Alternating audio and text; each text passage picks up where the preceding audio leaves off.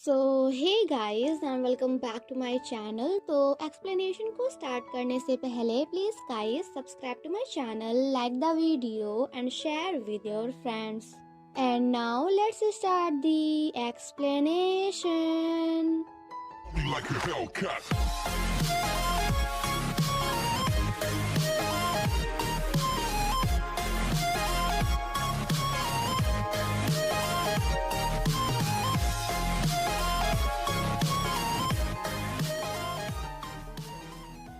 Episode 4 की शुरुआत में हम कांगजून को देखते हैं जो कि दारान से कहता है कि आप पागल हो गई हैं क्या? मतलब क्या आप मुझे सच में किस करने वाली थी? माना कि आप इस बॉडी को पाना चाहती हैं, बट अभी इस बॉडी में आपका योंजे नहीं बल्कि एक 18 साल का छोटा सा बच्चा है।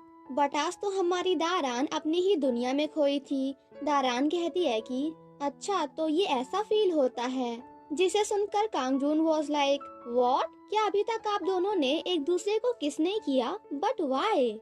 जिस पर दारान कहती है कि हाँ हमने किया है, बट तब मैं सो रही थी इसलिए मैं कुछ देख नहीं पाई।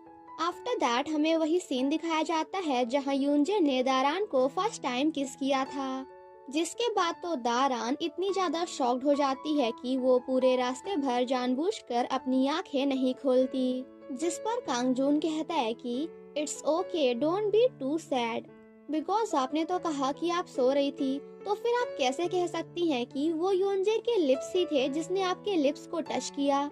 I mean, लिप्स के अलावा तो कुछ और भी हो सकता है, क्या पता आपने कुछ गलत समझ लिया हो। क्या वो कुछ ऐसा था?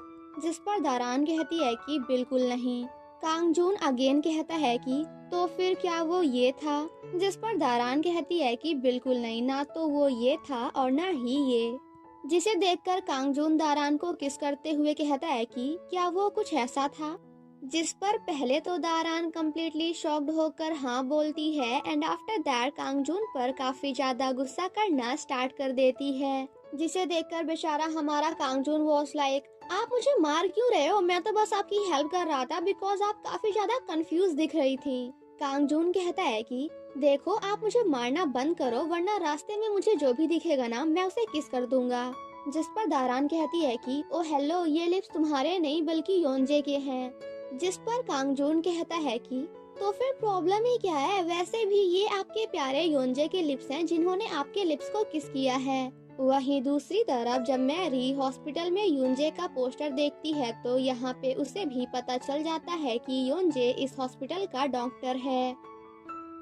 थोड़ा बहुत सोचने के बाद मैरी खुद से कहती है कि कांगजून तो यहाँ पे कोमा में है, फिर मुझे मैसेज कौन कर रहा है? एंड आफ्टर दैट वो फिर से कांगजून के फोन में मैसेज करती है जिसका रिप्लाई और कोई नहीं बल्कि कांगजून करता है। बट इससे पहले कि कांगजून कुछ और लिख पाता, मैरी उसे हॉस्पिटल की फोटो सेंड करती है। और फिर क्या था, जिसके बाद तो कांगजून भागते हुए सीधा हॉस्पिटल के लिए निकल जाता है। क्योंगजून दारान से कहता है कि मिस गिल दारान, अगर मैरी को पता चल गया ना कि अभी मैं अपनी बॉडी में नहीं बल्कि योंजे की बॉडी में हूँ, तो फिर वो लड़की इस बॉडी को हर जगह 24/7 फॉलो करना स्टार्ट कर देगी, और जिसके बाद तो ना आप कुछ कर सकेंगी और ना ही मैं, बिकॉज वो लड़की अपने अलावा और किसी की भी बात नहीं सुनती। जिसे सुनने के बाद दारान वॉज लाइक रियली, बट मैं ऐसा होने नहीं दूंगी। देन अगेन हम मैरी को देखते हैं जो कि खुद से कहती है कि फेरी टेल्स में प्रिंस चार्मिंग के किस करने के बाद प्रिंसेस जाग जाती है एंड आफ्टर दैट वो भी क्योंगजून को किस करने जाती है, क्योंकि उससे ऐसा लग रहा होता है कि क्या पता मेरे किस करने के बाद क्योंगजून भी बिल्कुल फेरी टेल्स की तरह जग जाए। बट तभी वहाँ पे क्योंगजून आकर मैरी को रोकते हुए कहता है कि मैंने तुम्हें घर जाने के लिए कहा था ना, तो फिर तुम अभी तक यहाँ पे क्या कर रही हो? जिस पर मैरी कहती है कि ओए अंकल, आपने मुझसे झूठ क्यों बोला कि आप कांगजून के फ्रेंड हो, बिकॉज आप तो उसके डॉक्टर हो। बट कोई बात नहीं, बिकॉज कल मॉर्निंग में मैं क्योंगजून को अपने साथ वापस अमेरिका ले जा रही हूँ, क्योंकि यहाँ पे मेरे अलावा और कोई भी नहीं है जो कि कांगजून की केयर कर सके। जिस पर कांगजून कहता है कि तुम ऐसा बिल्कुल नहीं करोगी, बिकॉज जिस लड़की को कांगजून पसंद करता है वो कोई और नहीं बल्कि ये है मिस गिल दारान। कांगजून ने जब पहली बार दारान को बस में देखा था तभी उसे उससे लव एट फर्स्ट साइट हो गया था, और जिसके बाद वो जानबूझकर दारान के साथ बस से नीचे आ गया। एंड देन नेक्स्ट डे वो जानबूझकर फर्नीचर स्टोर गया एंड वहां जाने के बाद दारान के सामने ऐसा प्रिटेंड किया कि जैसे ये सब बस एक कोइंसिडेंट था। एंड फाइनली यहाँ पे दारान को भी पता चल जाता है कि क्योंजून उसे सच में पसंद करता है, और जिसके बाद तो यहाँ पे उन तीनों का रिएक्शन देखने लायक था।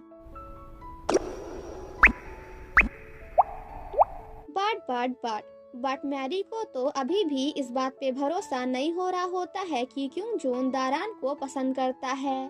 थोड़ी बहुत बहस एंड बातें करने के बाद एट लास्ट कांगजून दारान के पास आकर कहता है कि फाइनली गेम ओवर, हम दोनों जीत चुके हैं।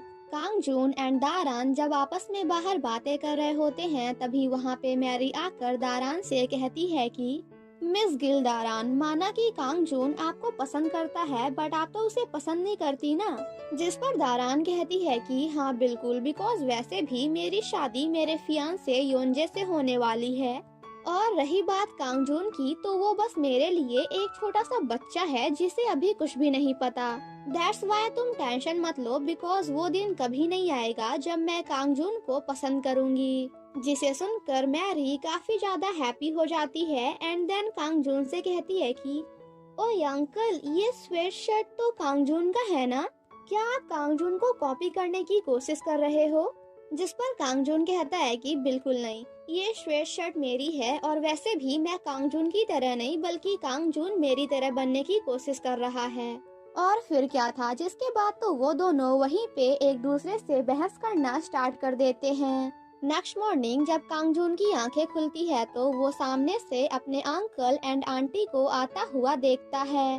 और फिर क्या था, जिसके बाद तो फिर से हमारे कांगजून की भागम भागी एंड पकड़म पकड़ाई चालू हो जाती है, बिकॉज वो नहीं चाहता कि उसके अंकल एंड आंटी उसे यहाँ पे देख लें।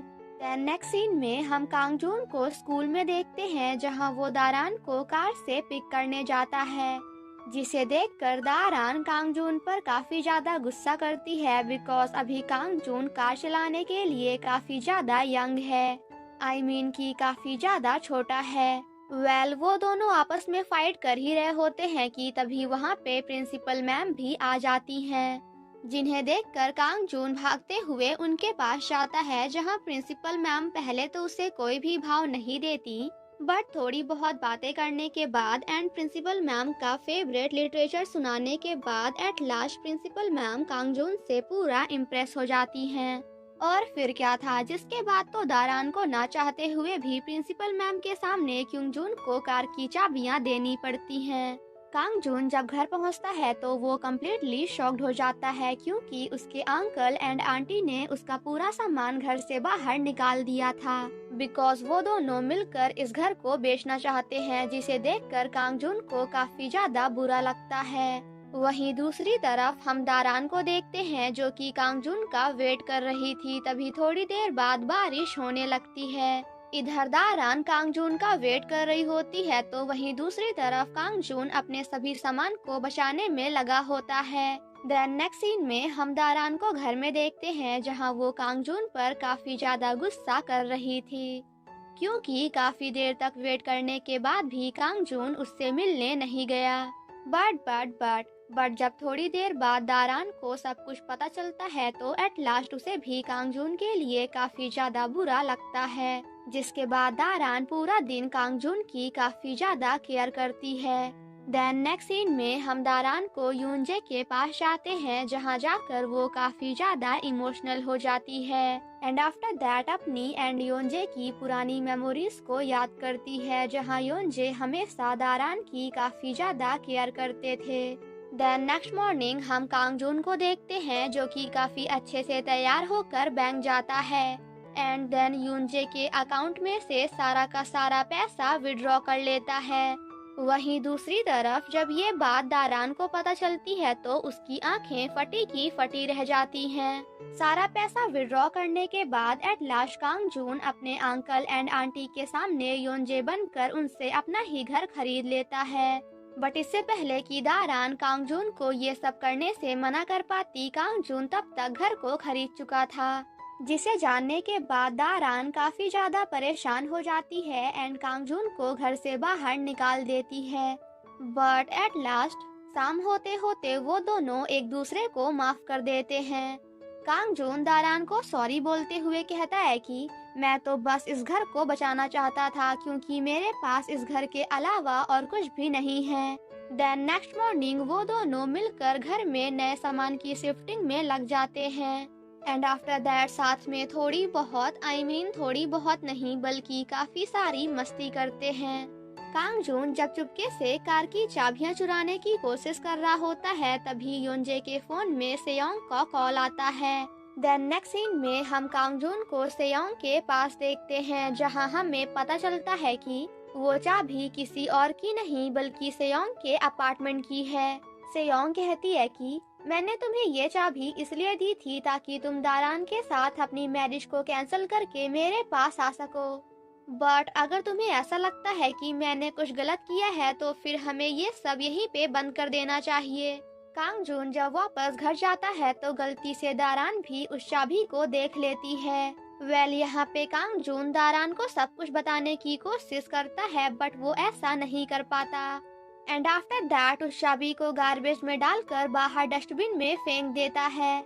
दारान जब अपनी फैमिली के साथ वापस घर जा रही होती है तभी वो रास्ते में अचानक से रुक जाती है एंड देन भागते हुए वहां से चली जाती है।